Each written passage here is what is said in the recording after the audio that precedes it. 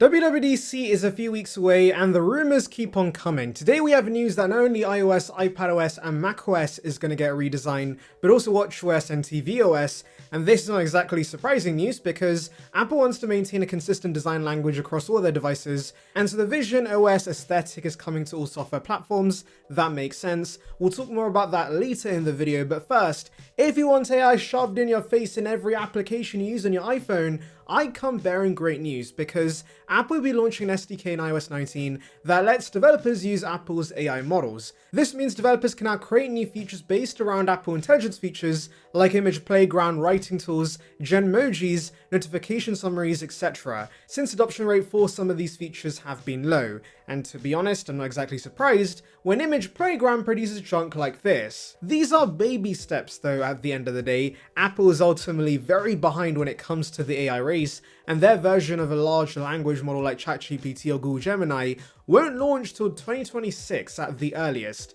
Oof. But you know what, I'd much rather Apple not continue making false promises. It's better they focus on honing Apple Intelligence and making sure everything they promised at WWDC 2024 does pan out first. Now, the power of AI won't only be used in applications, it's also going to fix your battery life issues apparently. This low-key sounds like a scam. Essentially, in iOS 19, Apple plans to launch an AI-powered battery management option that will analyze how you use your device and make adjustments accordingly to cut down on battery usage. There'll also be a new lock screen indicator that shows how long it will take your iPhone to charge, which is a basic feature Android phones have offered for years, but now with the power of Apple Intelligence, we have this on iOS. This new AI battery management feature will allegedly be designed with the iPhone 17 Air in mind, because we've heard that may not have excellent battery life, and so let's see if AI can save that device. Now what's interesting is that all devices running iOS 19 will get this feature. I thought only devices which could run Apple Intelligence would get this, but no, Apple's blessing everyone with better endurance it seems. You know what you could bless me with though? Clicking that subscribe button of course.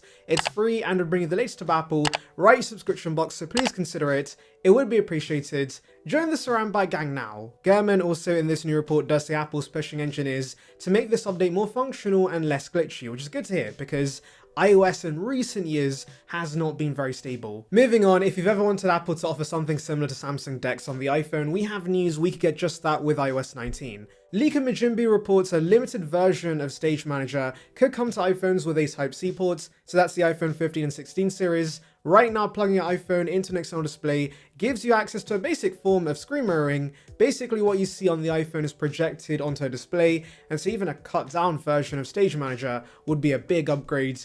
And I know some may say, what is the point of this? Well, for those who want to get some work done, plugging your iPhone into a monitor and quickly getting access to a desktop-like experience would be quite nice. Actually, hypothetically, since M-series chipsets are just beefier A-series chips, iPhones could actually theoretically run macOS, but of course Apple still wants you to buy Macs, and so we're getting this in-between option with Stage Manager. But as I said, if this turns out to be true, this would be a big upgrade over the current screen mirroring interface. Moving to iPadOS 19, however, Leaker Majimbu reports that iPads could get a menu bar similar to macOS when using the Magic Keyboard. That's the top portion of your Mac that gives you access to quick toggles for the UI and the application you're currently using. Mark Gurman had actually told us Apple's aim this year was to make iPadOS more like macOS, and then said there'll be three main changes: improved productivity, improved multitasking, and improved app window management. Which is quite a vague list of changes. What does improved productivity even mean? Thankfully, Leaker Majimbu is more specific and tells us we should see a new menu bar,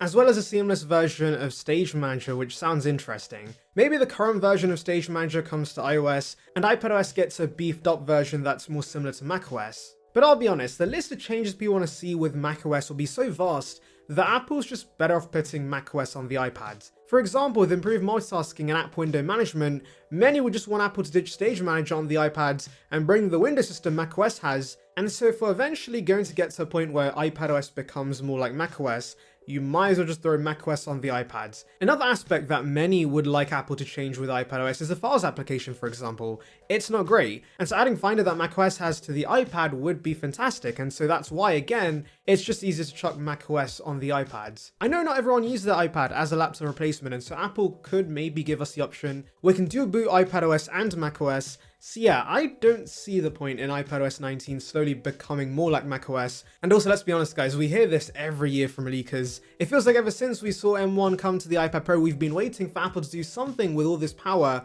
but they've been slow to give us any actual new software features. And so I would keep expectations low, guys. iPadOS is already getting a design overhaul, and so I wouldn't be surprised if functionally it's not very different. But if Apple does want to bless us with a meaningful change, please just give us macOS on the iPads. Now let's talk about the redesign coming to iOS 19, because we have new renders that show us the UI overhaul to expect. And as I'd said earlier in the video, this overhaul should apply to iPadOS, macOS, watchOS, and tvOS as well. So earlier, John Prost had showed us the redesigned camera UI, the new lock screen where the notifications are more translucent, and there's more 3D floating look for the toggles, settings and pop-ups have a more glassy aesthetic imitating visionOS, and a redesigned keyboard where it almost creates this illusion of it floating. But I'll be honest, I was expecting a bit more, and thankfully John Prosser now shares more renders that show us more drastic visual changes. And namely, we have circular icons in these new renders, which have been taken directly from visionOS. John Prosser actually first told us that in the builds he saw, he couldn't see evidence of rounder icons. However, it seems Apple's been hiding this, because in current builds, if you long press on a squircle icon, it becomes rounder after a brief animation. Maybe Apple's hiding the new icons in builds to prevent leaks, but clearly that plan has not worked because it has leaked, and Tim's now very angry. But I like the look of this. Yes, it's just different shaped icons that don't add any functionality whatsoever, but I'm always down for visual changes that are executed well, and this looks clean in my opinion. Apple could of course give consumers a choice, and similar to Android devices it would be nice if you could switch between squircle and circular icons, but this is Apple talking about they want design consistency, and so I'm expecting everyone to be forced to use these new icons whether you like it or not. But personally, I'm not against that because these new icons are quite nice. Another UI change to expect is a pill-shaped tab bar at the bottom of many of Apple's first-party applications. You can see how it looks, and it seems Apple's going to be prioritizing putting a lot of tabs towards the bottom of the device, which is great for reachability, especially for those using the Pro Max and having to do hand gymnastics right now. Also, Apple is rounding off everything, so if you long press on an app, the menu that comes up is rounder now. There's new sliders for volume and brightness in the control center, and also the settings application has cinema toggles. There's also a subtle lighting effect to some elements that help create this glass-like appearance, and so for example the flashlight and camera controls on the lock screen shimmer as you move your iPhone. So overall, I actually love this. Yes, I'm an Apple sheep who's quite easily impressed by new fancy icons, but iOS has looked the same for a while, and so I'm glad to see a visual overhaul that will make your iPhone feel fresh.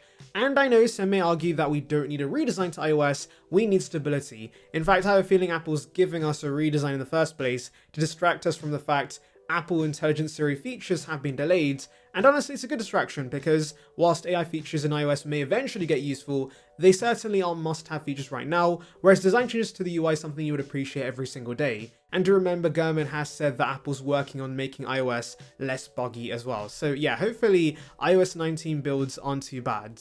Anyway, let me know your thoughts in the comments, make sure to like and subscribe for more content like this, and thank you for watching.